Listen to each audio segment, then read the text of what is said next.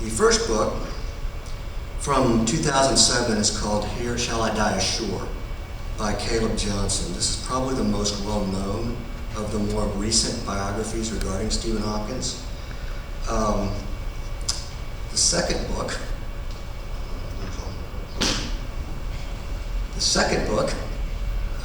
is one that I highly recommend, Marooned by Joseph Kelly, involving the early events of Bermuda, shipwreck, and the castaway situation, as well as how things unfolded at the settlement of Jamestown.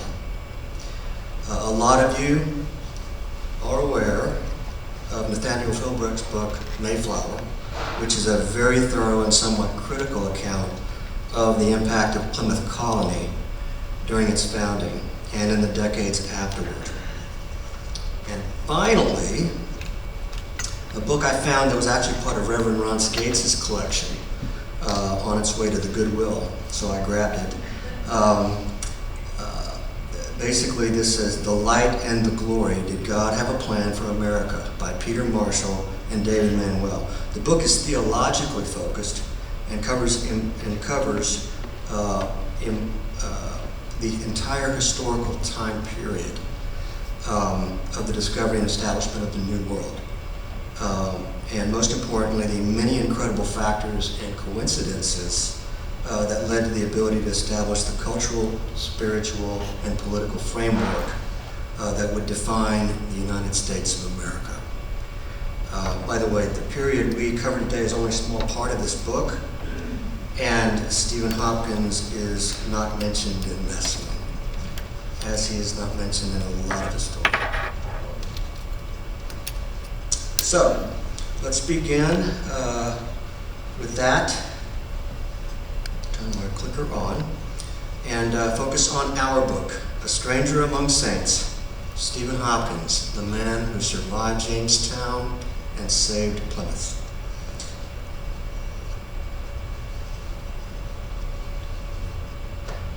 Your tale, sir, would cure deafness. The Tempest, Act 1, Scene 2. In 1609, on a voyage to resupply England's troubled Jamestown colony, the Sea Venture was caught in a hurricane and shipwrecked off the coast of Bermuda. The tale of its marooned survivors eventually inspired William Shakespeare's The Tempest. But for one castaway, it was only the beginning. A Stranger Among Saints traces the life of Stephen Hopkins, who spent 10 months stranded with the Sea Venture crew, during which he was charged with attempted mutiny and condemned to die, only to have his sentence commuted just before it was carried out. Hopkins eventually made it to Jamestown, where he spent 6 years before returning to England and signing on to another colonial venture, this time with a group of religious radicals on the Mayflower. Hopkins was the only member of the party who had been across the Atlantic before, the only one who encountered America's native people and land. The Pilgrims, plagued by disease and contentious early encounters with indigenous Americans, turned to him for leadership.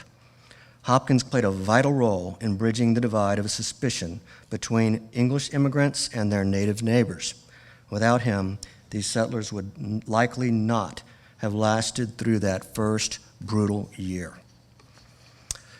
The author does a very good job of integrating one incredible theme throughout the book, and that's William Shakespeare's direct connection to Stephen Hopkins in the form of Shakespeare's final play, The Tempest, which we will cover.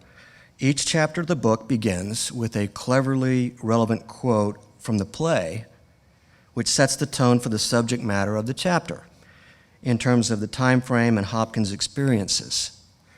In the end, I think you'll find the collection of history, historical figures, and most importantly, the relevance of events to our lives that we live today to be stunning. With that, we begin. In the interest of time, I'm going to do my best to cover all the ground, but might skip ahead depending on how the time goes to respect the time frame that we have.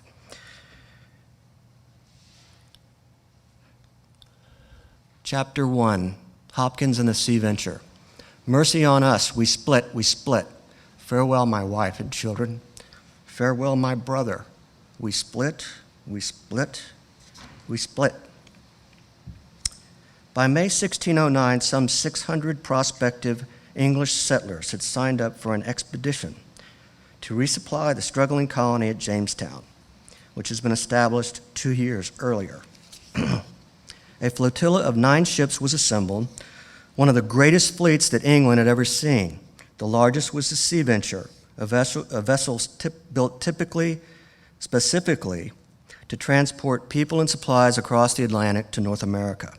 Construction had been completed only months before. At nearly 100 feet in length, she could hold 300 tons and carried 150 passengers. This trip would be her maiden voyage. She was the flagship of the expedition and carried its leaders, along with other dignitaries and high-ranking members of the supply mission, including writer William Strachey and the future husband of Pocahontas, John Rolfe. Also on board was Stephen Hopkins, who was about to change the course of his life forever and ultimately help shape the history of the New World.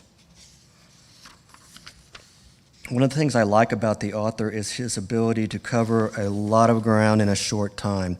He doesn't spend a lot of time on Hopkins' younger days, but makes a good summary. Stephen Hopkins came from humble beginnings, very humble beginnings, within the caste system of England in the late 1500s.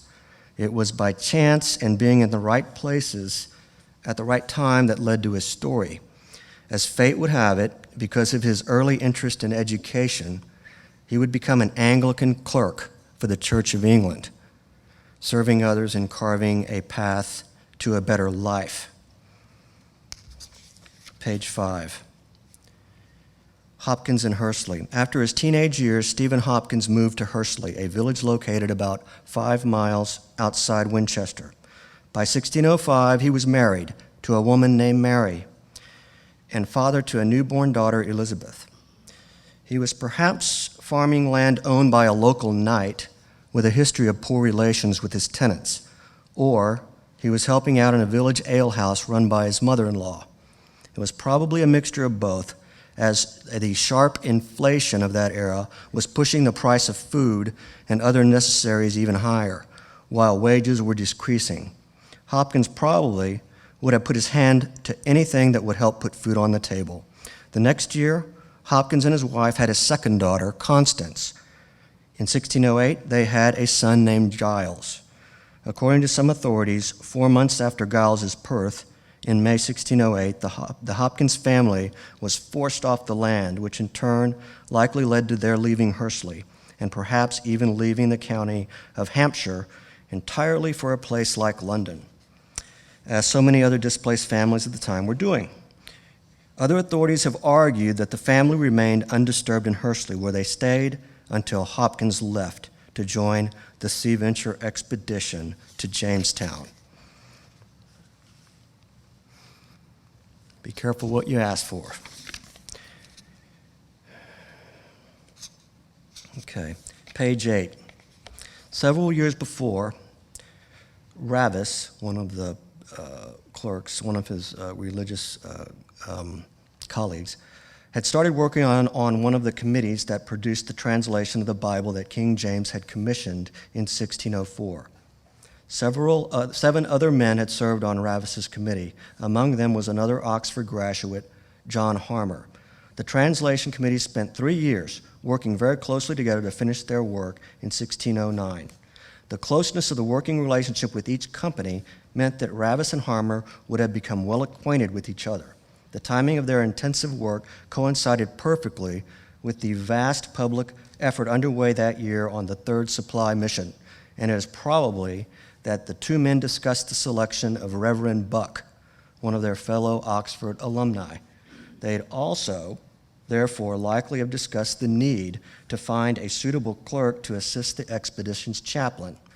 That Stephen Hopkins, a base-born commoner living some 75 miles from London, became the clerk to the single Anglican minister on an expedition unrivaled in scope and celebrated by the entire nation, strongly suggests that he had some connection with Winchester College and that John Harmer proposed his name to Ravis for the job. Page 11. The fleet sailed together for a little over 7 weeks and were likely within 7 or 8 days of the American coast when the Atlantic turned ugly. On morning of July 24th, the sun never broke through the clouds, which had been gathering thick through the night. The ever-present song of the wind in the ship's rigging turned ominous. Rain started to fall. As the wind and seas picked up and the rain came harder, the ships of the convoy scattered and lost contact. The other vessels somehow found their ways around the worst of the weather, but the Sea Venture was drawn deep into the storm's growing maelstrom. The ship had hit a hurricane. The wind intensified, according to William Strachey, who wrote a detailed account of the voyage.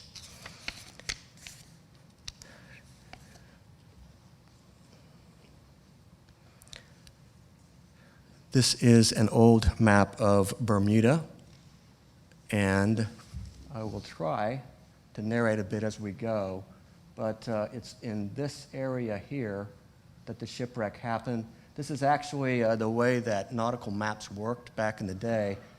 This is actually west, or it's off kilter to kind of face what the direction the ship would be moving and what they would see. But you can see here Bermuda, England, Nova Scotia, Cape Cod, and Virginia, which was their destination. So, okay. It was at that moment that one of the leaders of the expedition spied land and cried out to the others. Hope surged and animated weary bodies. The broken ship was urged toward an island, towards salvation. They came into shallow water and staggered violently to a stop. With the beach still 3/4 of a mile away, the Sea Venture was grounded. They jumped to the ship's longboats, and by nightfall, every man, woman, and child was safely on the island. After being battered by the tempest for days, the exhausted survivors of the shipwreck assembled on the shore of the northernmost point of Bermuda, a small archipelago of islands that lay a little over 700 miles from Cape Henry and the Chesapeake Bay. Given their approximate location, when the hurricane hit the convoy, the experienced sailors knew immediately that their island had a sinister reputation. It was known as the Isle of Devils, a place that all men did shun as hell and perdition, a place, quote, to all seamen no less terrible than an enchanted den of furies and devils, unquote, a place William Strachey lamented, quote, so terrible to all that ever touched them, and such tempests, thunders, and other fearful objects are seen and heard about them, and they are feared and avoided by all sea travelers alive above any other place in the world. London's theatergoers would soon learn about the island's notoriety. Sometime between 1610 and 1611, William Shakespeare wrote what many believe to be his last play, The Tempest. In it, an aged sorcerer imprisoned on a remote island conjures up a powerful storm to sink a passing ship carrying the men responsible for his exile. The survivors reach the shore where the sorcerer takes his revenge. The idea for Shakespeare's play came from Strachey's account of the Sea Venture's shipwreck.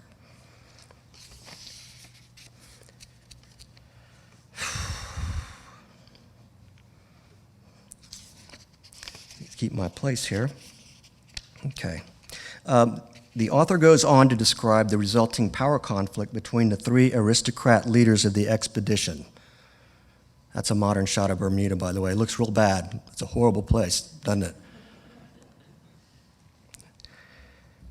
Sir Thomas Gates, pictured here, Sir George Somers, and Captain Christopher Newport. Factions began to form, and the stage was set for the mutiny that was made legend by Shakespeare.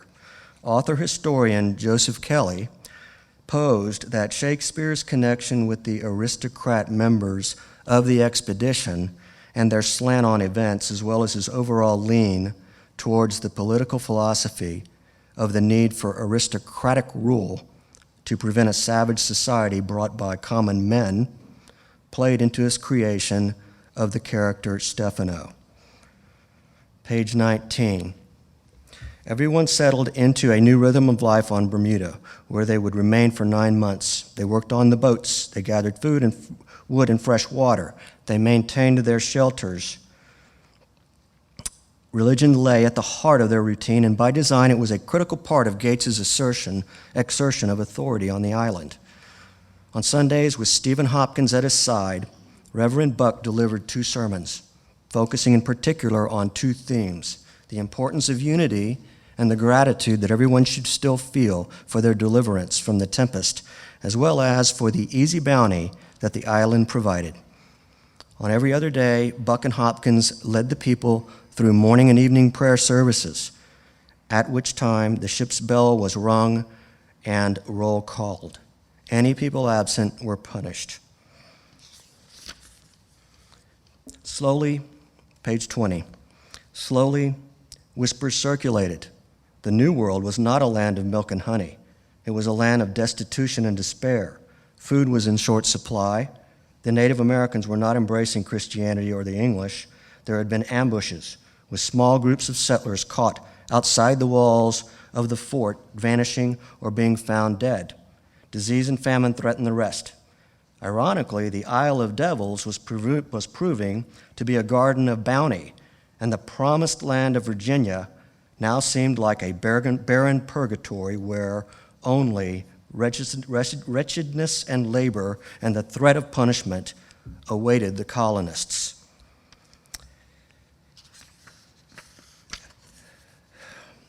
The mutiny happened, and in determining who was responsible, Stephen Hopkins' name came up as the person who stoked the rebellion with his words. Page 23. There is no record of the context in which Hopkins made these statements. Who were the 2 men? Did Hopkins seek them out? Was he actively fomenting mutiny? Or did the 2 men seek him out, perhaps in his capacity as the minister's clerk, with honest questions about authority and their futures? Hopkins was a commoner and thus approachable, but he also made someone with learning like the gentlemen and aristocrats. But he was also someone with learning like the gentlemen and aristocrats, which made him an attractive source for advice. Was Hopkins earnest and serious and willing to commit acts in furtherance of the lofty objectives he advocated? Was he ready to defy Gates? Or had he spoken at some distance to the subject, like a soliloquy that might be delivered during a sweaty pause in hard labor? Perhaps the 3 men had been resting after felling one of the towering cedars, and Hopkins uttered a momentary gripe while rubbing his aching hands.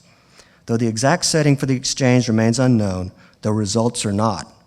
The 2 men reported Hopkins to Governor Gates, who reacted decisively. He immediately ordered a trial, gathering the entire company together with the ominous tolling of the ship's bell. Gates paraded Stephen Hopkins before the assembly, under guard and bound in iron manacles. The 2 witnesses recounted their conversation with Hopkins, and Gates forced Hopkins to respond to the charge of mutiny. Hopkins' response was emotional, quote, full of sorrow and tears. He pleaded simplicity and denial. Gates was unmoved. The punishment would be death.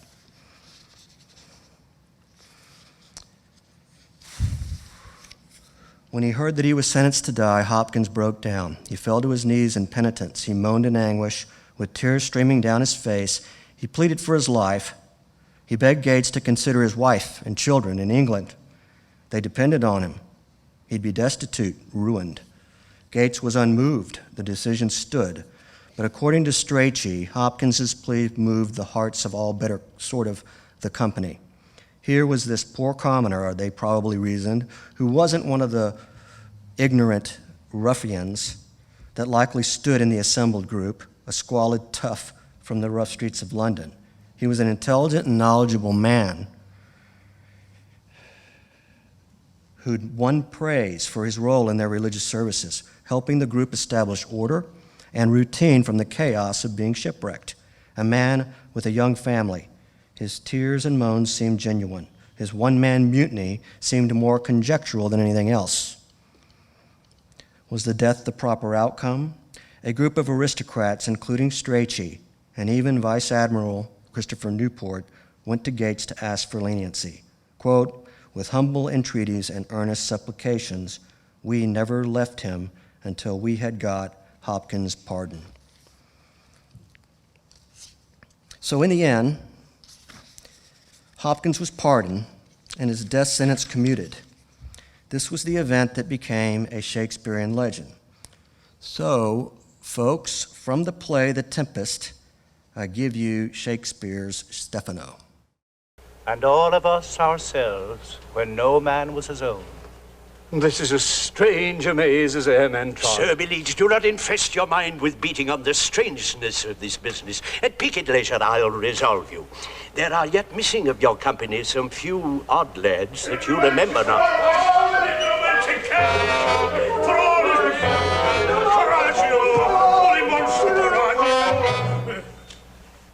If these be true spies, which I wear in my head, here's a goodly sign. These be brave spirits indeed. How fine my master looks. I'm afraid he will chastise me. I shall be pinched to death. Is not this Stephano, my drunken butler? He is drunk now. Where had he wine? And Trinculo is reeling right. Where should they find this grand liquor that has gilded him? How camest thou in this pickle? Oh, I have been in such a pickle since I saw you last that I fear me will never out of my bones. How now, Stephano? Oh, touch me not, I'm not Stephano, but a cramp. This is as strange a thing as e'er I looked on. He is as disproportioned in his manners as in his shape. Go, sirrah, to my cell, take with you your companions, and as you look to have my pardon, trim it handsomely. Aye, that I will. And I'll be wise hereafter and seek for grace. What a thrice double ass was I to take this drunkard for a god, and to worship this dull fool. Hence and bestow your luggage where you found it. Or stole it, rather. So there we go. Stephano. Page 26. Regardless how Hopkins's one-man mutiny unfolded, the episode must have shaken Hopkins to his very core. He probably kept his own counsel after this and maintained a dutiful and low profile. By late spring, construction of the new vessels finally neared completion. Gates's team had combined native cedar with timber and parts from the wreckage of the Sea Venture, while Summers's boat was made only of wood from the local cedars, without the use of any metal except a single bolt on her keel. After 9 months on Bermuda, the castaways sailed for Virginia on May 10th, 1610. They reached Jamestown 14 days later. Chapter 2. We're only at the second chapter. Okay. Hopkins at Jamestown. Oh, I have suffered with those that I saw suffer. The Tempest, Act 1, Scene 2. Whereas Bermuda was paradise, Jamestown was hell. Disease, dysfunction, and conflict with the native population known as the Powhatan Confederacy. In the Jamestown years, Stephen Hopkins fulfills his obligations and learns the price of poor government while colliding with new cultures and historical figures. It started with the starving time and facing famine and conflict with the Powhatan Confederacy, and it ended with remarkable encounters and finally making it back home. So, I'm going to jump ahead. Sorry, I couldn't resist the comparison with popular images versus reality. But there you have it. I'm going to jump to the portion about John Rolfe and Pocahontas. By 1613, John Rolfe was experimenting into planting tobacco, a crop that in later years would have a profound impact on Virginia's economy and the growth of slavery in America. In March of that year, an English ship was exploring the Rappahannock River, which enters the Chesapeake Bay about 40 miles north of the James River.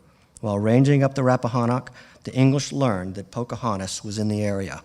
He was the daughter of Powhatan, who was reported to have saved John Smith during the first years of the colony. As a girl in her early teens, Pocahontas had often visited Jamestown before relations between the English and Powhatan deteriorated into outright war. During that time, she became an ally of sorts for the English, helping them understand how to relate to the people of the Powhatan Confederacy. She was also a favorite of her father, which made her a valuable asset in the eyes of the Englishmen sailing the Rappahannock. For if she became a prisoner, they might be able to exchange her for several recently captured Englishmen and perhaps even strike a peace deal. They exploited Pocahontas's familiarity and friendliness with the English to kidnap her. After taking her to Jamestown, they opened negotiations with Powhatan. After an initial exchange of terms, diplomacy fell apart for nearly a year. During her long captivity, Pocahontas developed a relationship with John Rolfe. In April of 1614, Rolfe and Pocahontas were married in an Anglican ceremony presided over by Reverend Buck and assisted by Stephen Hopkins. Pocahontas' uncle gave the bride away, and two of her brothers sat in attendance. The relationship between Rolfe and Pocahontas likely had a lasting impact on Stephen Hopkins. By April 1614, Hopkins and Rolfe had spent nearly 5 years together, often in harrowing circumstances. They bailed and pumped for days when the Sea Venture floundered in a hurricane. They both staggered ashore on Bermuda after the hapless vessel wrecked. On the island, Hopkins had helped welcome Rolfe's daughter into the world, only to bury her a short time later, along with Rolfe's first wife. When they finally arrived, they'd witnessed the devastation of the starving time. Together, they'd worked to rebuild the settlement. The two men were certainly acquaintances, but more likely, they'd become friends of at least a casual nature. Given that likelihood and his participation in Rolfe's wedding in Jamestown, Hopkins would have been brought into contact with Pocahontas. If he came to know Pocahontas on a personal level and witnessed the bond that developed between her and Rolfe, it might have helped Hopkins to be able to see past the historical bigotry that encumbered the typical Englishman's view of the world outside his country. Leadership conflicts and government dysfunction with Jamestown continued and had a marked impact on Hopkins. The colony's leadership was also dysfunctional. From the very beginning, the ambitious noblemen fought among each other for prominence, for prominence was necessary for personal glory and for personal advancement. The governmental turnover that happened during Hopkins' residency in Jamestown added to innate competition. Gates, De La Warr, Thomas Dale, and George Percy all traded governorship between each other from 1610 to 1616. Seeing how a rigid, top-down style of governance could negatively affect the struggles of a colony was another valuable lesson that Hopkins probably carried with him when he sailed with the Pilgrims on the Mayflower and likely influenced the creation of the Mayflower Compact. In the spring of 1616, Stephen Hopkins likely sailed back to England on the same ship that carried John Rolfe and Pocahontas. He'd served full 7-year period of an indenture to the London Company, and he was traveling with a heavy heart, for during his absence, Mary had passed away. The ship arrived June 1616. Whether it touched first at one of the ports on the southern coast, such as Plymouth, or continued straight to London, Hopkins would have taken his leave as the most convenient point to get home to the Winchester area and Hursley, where his 3 children were living under the care of 2 of the village's families. Hopkins' 6 years in Virginia had entered him into a very select group of people. Only a small percentage of those who traveled to the New World stayed or survived as long as he did. After arriving in London, Pocahontas was treated like royalty. She was feted by the Bishop of London and met King James at a magnificent reception where a play by Ben Jonson, William Strachey's acquaintance and literary rival to William Shakespeare, was performed. Pocahontas never returned to America. In March 1617, she and Rolfe boarded a ship to London and to return to her homeland, but she fell ill and died and was buried at Gravesend, a town a few miles from the mouth of the River Thames. After Hopkins was reunited with his children, he soon started looking for a new spouse. Child rearing required a wife and husband, one to look after the kids and keep the home. In February 1618, Hopkins married Elizabeth Fisher in the Anglican Church, St. Mary's, Whitechapel. Shakespeare's The Tempest was performed, perhaps for the first time, in November of 1611, while Hopkins was struggling to make it through each day in Jamestown. The performance was one of several plays presented during the winter of 1612 to 1613 to celebrate the marriage of King James's daughter, Elizabeth. Many scholars believe Shakespeare used William Strachey's account of the Sea Venture's voyage to America when he wrote The Tempest. It is unknown whether the play was performed during the period that Hopkins lived in London, which started sometime before his Whitechapel marriage in February 1618 and ended in July 1620 when he left on the Mayflower. Thus, it is unknown whether Hopkins might have had an opportunity to see the comedic character, Stephano, a gullible and often drunk servant who railed against authority, whom Shakespeare may have based on Hopkins. One thing is clear, however, Shakespeare's character did not resemble the man Stephen Hopkins had become.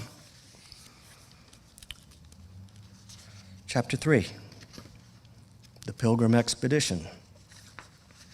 Their manners are more gentle kind than of our human generation you shall find many, nay, almost any. The Tempest, Act 3, Scene 3. This chapter covers a brief history of the conflicts and the turmoil between the Catholics and the Protestants and the things that led up to the community of separatists, a branch of Puritans who escaped to the town of Leiden in the Netherlands to practice their faith and avoid King James's persecution. They would go on to prepare and plan for their excursion to the New World, one that they would make with the group they would call strangers. Page 51. Throughout the back and forth between Leiden and London, Thomas Weston had started to assemble a second group of voyagers to help assure the success of the commercial aspects of the venture. The saints would call them strangers. Not only were these strangers apparently not separatists, some of them were not even Puritans. In fact, some of them were members in good standing of the Church of England, the supposedly corrupt institution from which the separatists had fled. Some historians have actually lumped Hopkins in with the separatists, arguing that he'd somehow become sympathetic to their views. This would supply a straightforward rationale for Hopkins' voyage, if it were true. But not only is there no evidence that Hopkins migrated into the separatist camp, all extant evidence argues against such a proposition. Hopkins lived and worked for 7 years as an Anglican clerk, singing and reading the Psalms according to the liturgy of the Church of England. By all contemporaneous accounts, he performed well in his role, winning praise from his fellow congregants. Not long before stepping on to the Mayflower, he'd married in an Anglican ceremony. If Hopkins has any sympathies for nonconformists, it might have been toward the more generic strains of Puritanism, but certainly there is no evidence that he drifted into the kind of militant separatism that drove the saints first to the Netherlands and then ultimately to America. I'm jumping ahead a little bit. Okay.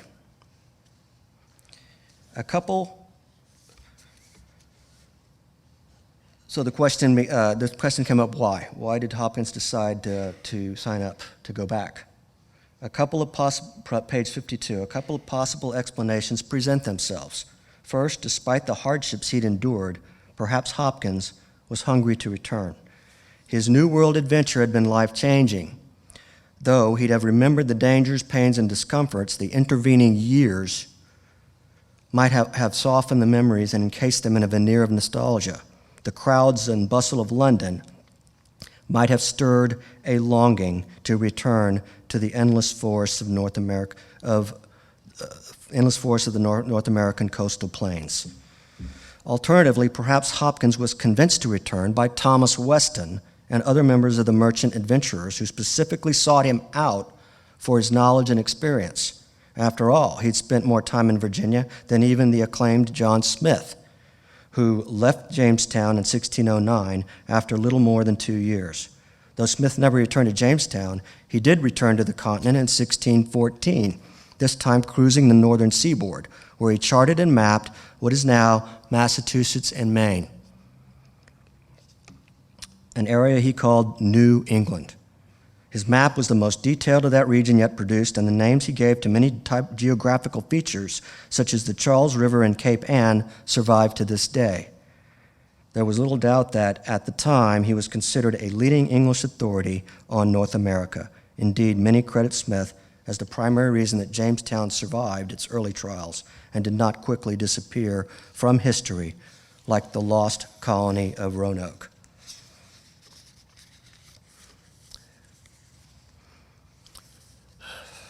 Okay, going to jump ahead a bit and explain this. This is actually the summary of what happened with the Mayflower expedition. There were actually two ships.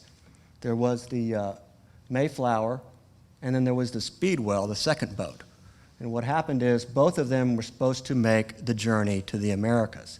But what happened is when they got out to sea, the Speedwell started taking on water. They came back, and it turns out they had to decommission the Speedwell because it wasn't fit. So the party was cut down dramatically, and it made a huge impact. That event made a huge impact on what ended up to be the leadership of Plymouth Colony.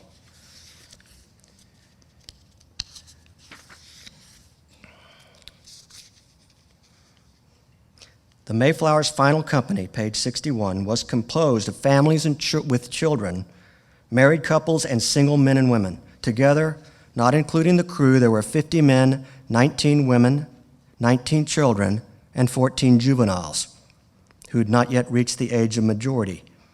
Only 41 of the 102 passengers aboard were separatists. 18 of the settlers were servants who were split between 5 of the saints' families and 4 of the families of the strangers, including 2 young men who traveled with the family of Stephen Hopkins. The delays because of the Speedwell caused about 4 weeks of food supplies to be consumed before the journey began, leading to speculation by some on board that they wouldn't have a month's worth of food when they finally got to America.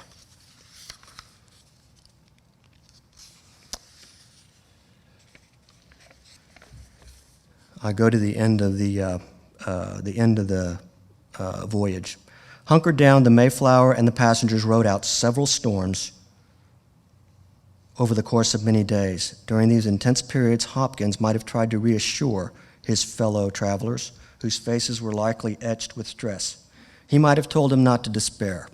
While the winds outside might seem severe, they were nothing compared to the tempest that had tossed and smashed the Sea Venture for days on end.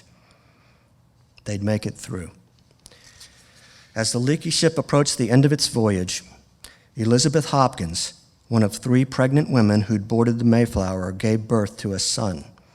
Perhaps in honor of his friend John Rolfe, who'd given the name of the island on which they'd been castaways to his daughter born there, Stephen and his wife named their child Oceanus. The joy of birth was soon tempered, however, by the death of a separatist servant, William Button. When Button died, the passengers and crew didn't realize how close they were to shore. 3 days later, on the morning of November 9th, 1620, after 65 days at sea, the lookout hailed the deck. He'd spotted land.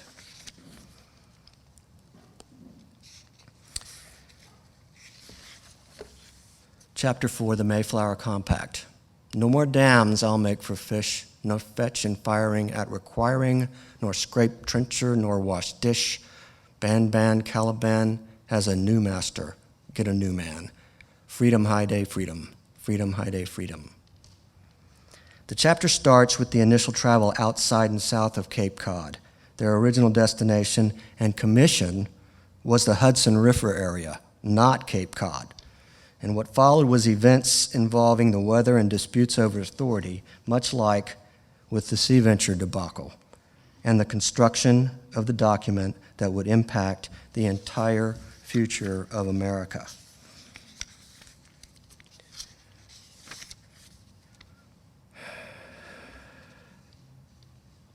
They were starting utterly from scratch. They needed to locate a source of fresh water. They needed to gather food before their supplies ran out. They needed to find suitable site for settlement. They needed shelter, which meant that they needed to fell hundreds of trees and then shape that raw timber into posts and planking. They needed to frame and enclose homes. They needed to collect thatch for roofing. They needed to build a palisade for protection. They needed to clear fields. All this effort would require every able person. Their very lives depended on cooperation. Mutiny threatened all of that. In the end, the potential mutiny was averted by an agreement that later became known as the Mayflower Compact. The two primary sources do not provide much deal of the historic incident. The agreement was drafted and signed aboard the Mayflower that morning of November 11th. The dispute that developed on the Mayflower appeared to be based on the very argument that Stephen Hopkins had advanced on Bermuda in 1609 when he had been charged with mutiny. On Bermuda, Hopkins had argued Governor Gates's authority had ceased. Whether intentionally or not, Hopkins had identified the central weakness of Gates's assertion of command over castaways during their exile. Now, as the Mayflower swung at its anchor in Provincetown Harbor, some of the strangers were advancing the same theory.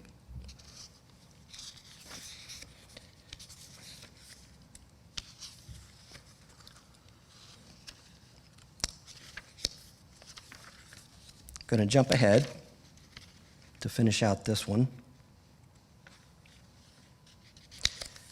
Neither the saints nor the strangers could likely have foreseen the long-lasting impact of the short agreement they created on that chilly November day.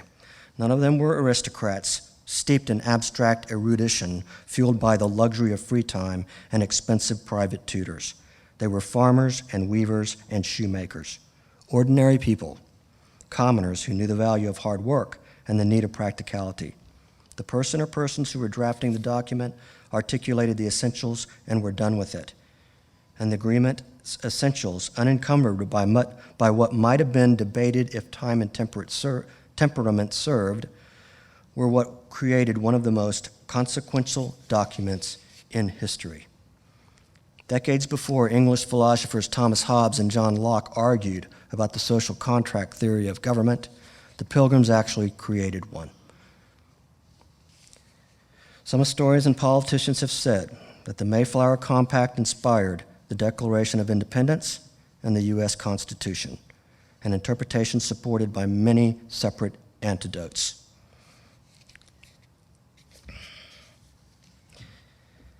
The agreement helped the Pilgrims survive yet another storm. Together they had overcome another obstacle, but more challenges lay ahead. Winter was coming.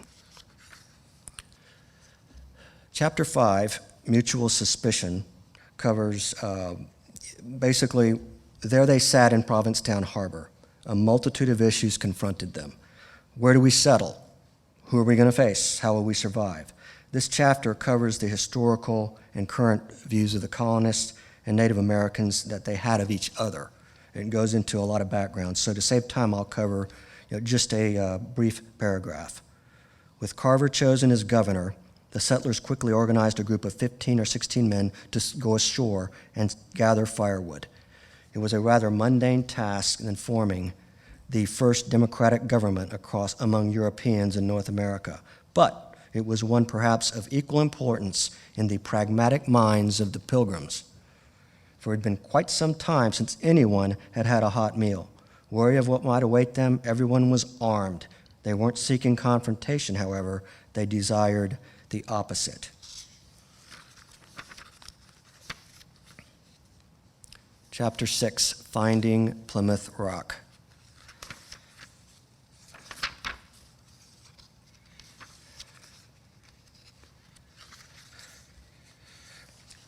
The Native Americans were who the Mayflower Company had to face now, along with exploration. This chapter covers the 3 exploratory excursions to finding Plymouth. Rather than going into actual passages from the book, I'm going to try to explain what happened with this 3 within this chapter. these were the 3 voyages. Got a small, can't really see my little clicker, but the expeditions made their way around Cape Cod till they finally found Plymouth, and then came back to the boat from across the bay. But it was here on the second or second or third expedition that the first encounter happened with the group against the Nauset Indians. And what I would like to do, this is a plaque which was erected in 1930 at the 300th anniversary of the first encounter on that site on Cape Cod. It reads, "On this sect, hostile Indians had their first encounter, December 8th, 1620, with Miles Standish, John Carver, William Bradford, John Tilley, Edward Winslow, John Howland, Edward Tilley, Richard Warren, Stephen Hopkins, Edward Doty, and others." And it was dated 1620, 1920 at the bottom.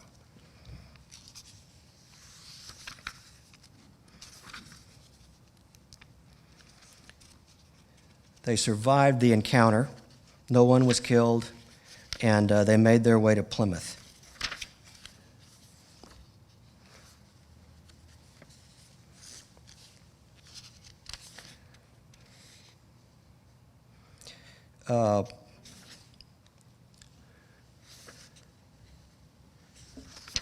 I'll paraphrase this by saying that there's a lot of evidence that Stephen Hopkins played a role in where to decide to settle, based on his experiences with Jamestown and the difficulties that they had. So I'll finish out the chapter at the end. Jamestown provided Hopkins with an object lessons of where not to locate a colony, a lesson reinforced when he helped Thomas Dale build a new settlement at Enrico. He would have learned from the experience, and it was likely his first-hand knowledge that helped the Pilgrims make a better decision in 1620 than did John Smith and his compatriots when they founded Jamestown in 1607. And there we go. Chapter 7 covers, in this chapter, the focus is on survival and the challenges that they face at Plymouth Rock. Suspicion continues among the native population, and their leader was Massasoit. And the entire success or failure of the Mayflower settlers actually directly depended on the decisions that this man made as the leader of the nation that they were trying to settle on. Things did not start off well, but it's very important that I wanted to get to touch on the most important point of it.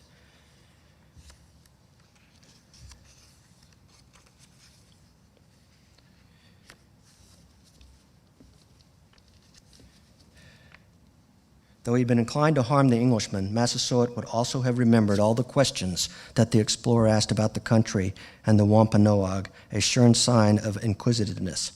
Perhaps these newcomers could be similarly enticed with the promise of information.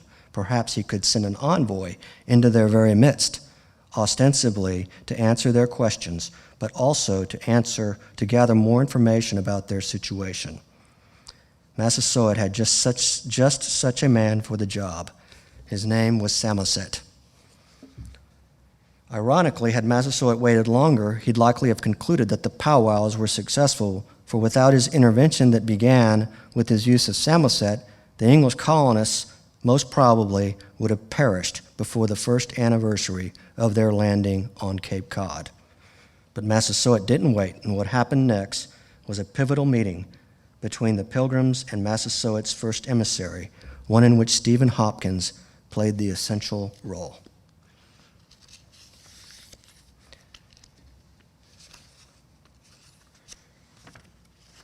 When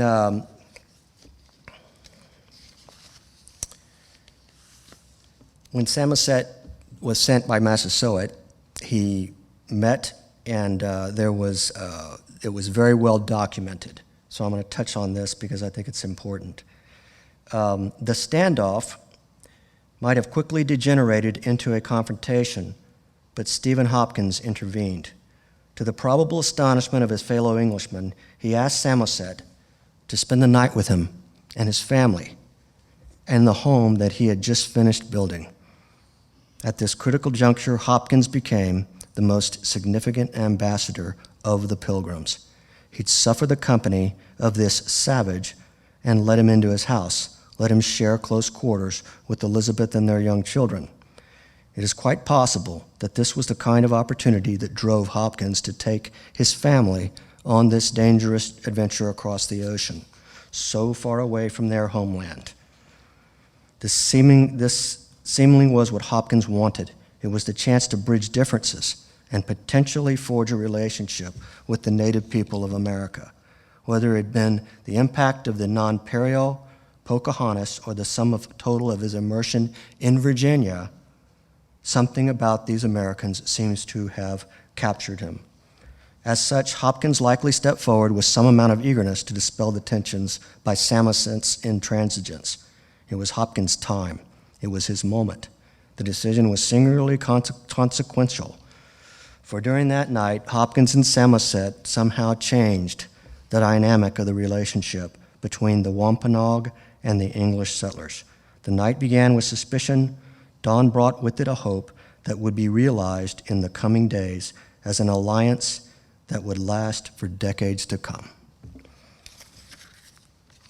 So, this is a painting regarding the subsequent treaty powwow between Massasoit and William Bradford. It was something that was participated in. The interesting thing was that Hopkins was involved in bringing a rug from his house that is pictured there that the two sat on when they signed the treaty. And it was documented in that.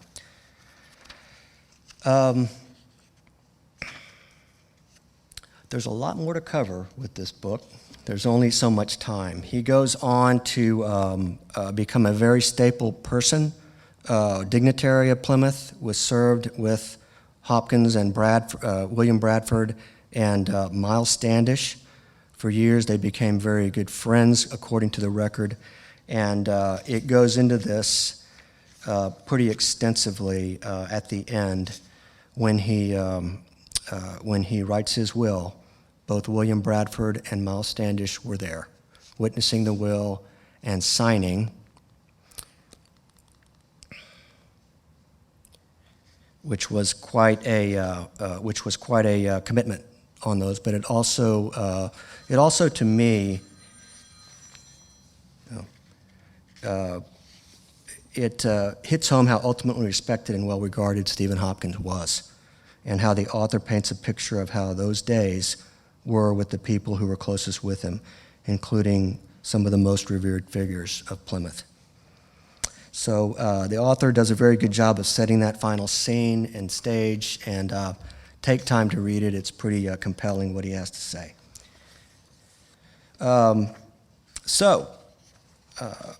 There's other parts of this, but there's only so much time we have. And I wanted to respect some time and to go ahead and close by saying that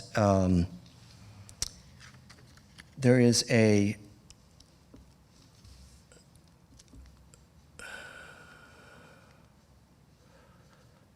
I need to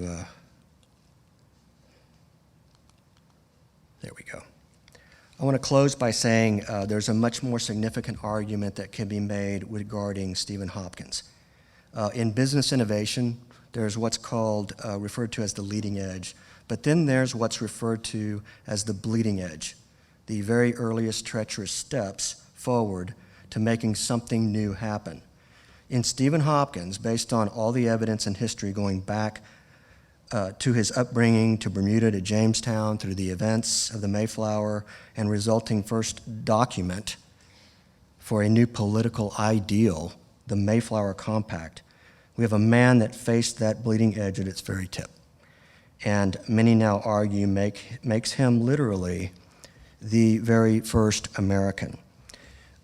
This case could not have been made more clearly than by author and historian Joseph Kelly in one of the other books, Maroon, that I'd mentioned.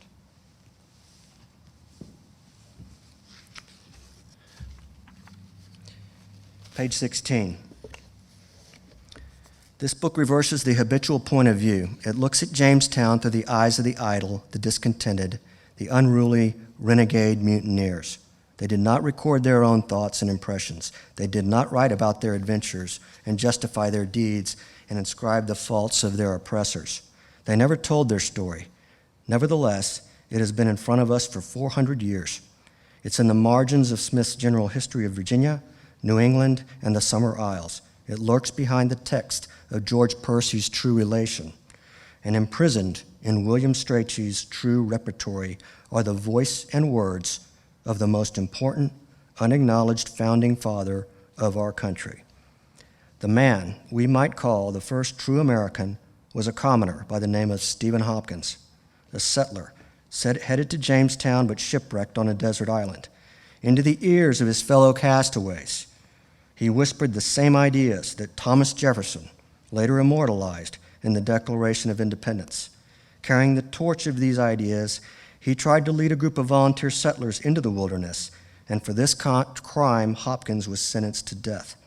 He talked his way out of that fate, and remarkably, history finds him 10 years later with the Pilgrims on their voyage, a signatory of that remarkable document we call the Mayflower Compact. It is almost by accident that we know anything at all about Stephen Hopkins and his enlightened political philosophy. It is as if our record of the Sermon on the Mount came from the disapproving pen of Pharisees.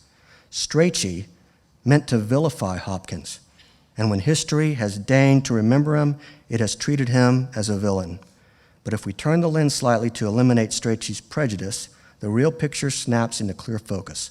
Hopkins appears as a new homo politicus, forged by the experience of the castaway.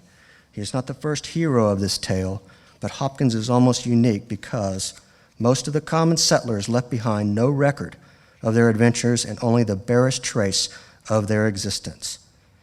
The narratives call them mutinies, but men involved were not really trying to overthrow any authority. They wanted to maroon themselves in the wilderness, and their stories dramatize the origins of the democratic virtues, the unalienable rights of freedom and equality.